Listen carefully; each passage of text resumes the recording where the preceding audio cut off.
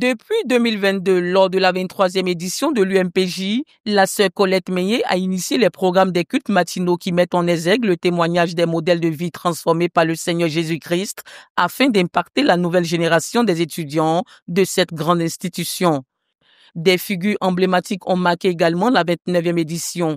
Après le passage de la sœur Cathy Kakou et du missionnaire Waou Bertin, c'est au tour du pasteur Omer Nguessan Kwasi, missionnaire dans la région du Haut-Sassandra, basé à Saïwa, dans l'ouest de la Côte d'Ivoire. Ce matin, il a présidé le culte matinal de ce lundi 9 juin 2025. Dans la louange et l'adoration, il a mené les saints à proclamer les paroles de Psaume 18, les versets 2 à 4. Moi, Nguessan Rachel, je t'aime, ô Éternel, ma force. Éternel, mon rocher, ma forteresse, mon libérateur, mon Dieu, mon rocher où je trouve un abri, mon bouclier, la force qui me sauve, ma haute retraite. Je m'écrie, loué soit l'Éternel, et je suis délivré de mes ennemis. Amen. Né le 2 octobre 1981 à Toumaudi, au centre de la Côte d'Ivoire, Omer Kwasi est le troisième d'une fratrie de 7 enfants. Élevé par sa grand-mère, à l'âge de 6 ans, il rejoint rapidement ses parents biologiques pour sa scolarisation à l'école.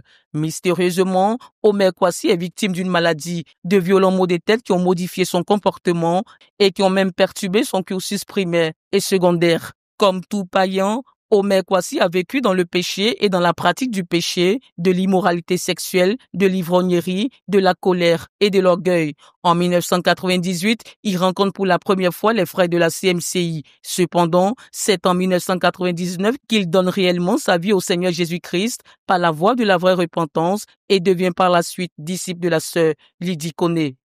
Engagé dans le ministère, il est nommé dirigeant principal dans le sous-centre de Pays-Bas, dans la zone spirituelle de Yopougon, à Abidjan.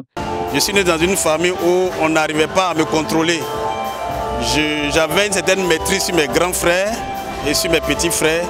Et j'avais une vie désordonnée, une vie d'un païen. Je commettais l'immoralité sexuelle, la boisson.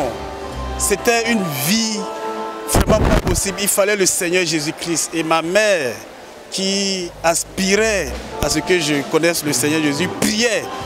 Et en 99, j'ai reçu le Seigneur qui m'a délivré de l'immoralité sexuelle, de la boisson, de la colère. Je battais mes frères, mais le Seigneur m'a délivré. Guéri et délivré miraculeusement des violents maux de tête, le Seigneur a fait prospérer ses études.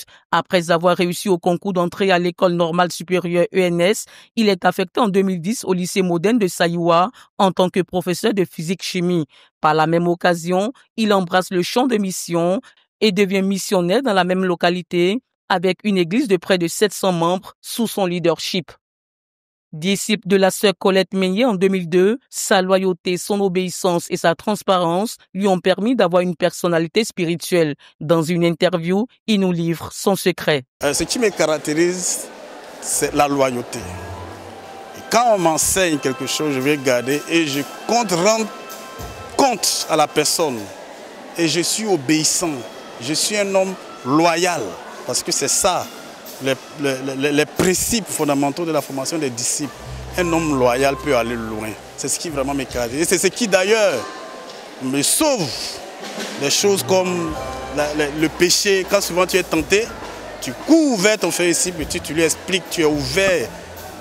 Et à ajouter à cela aussi la transparence. C'est ça vraiment qui caractérise un homme.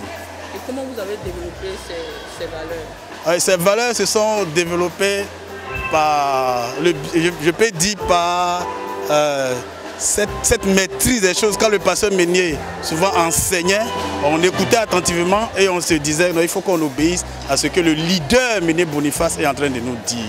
Parce que lui aussi, il tient à ça. Et parce que sans ça, on ne peut pas faire la conquête. Si tu es déloyal, tu n'iras pas loin. Et ça tient à cœur à notre leader.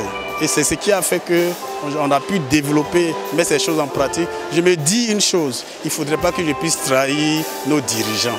C'est ça aussi qui a fait ma force. Aujourd'hui, l'œuvre de Dieu prospère entre les mains du pasteur Omer Kwasi et son épouse Sonia Dioro, unis dans les liens du mariage depuis le 8 novembre 2008 à la mairie de Yopougon. En définitive, le témoignage du frère Omer Kwasi est un cas d'école qui enseigne aux hommes comment réussir dans la vie chrétienne par la vie de transparence et la loyauté envers un homme. C'est un enseignement que j'ai tiré dedans qui dit que sans Dieu, nous ne sommes rien. C'est Dieu qui capacite. C'est Dieu qui donne en nous le pouvoir et le faire. Donc c'est une leçon que j'ai tirée aussi de son témoignage. Il est devenu un grand pasteur. En tout cas, je bénis le Seigneur pour le pasteur Meunier, pour la sœur Lydie, pour ma collègue. En tout cas, tous ceux qui l'ont aidé à grandir, à devenir ce qu'il est devenu. Que le nom de Dieu soit glorifié.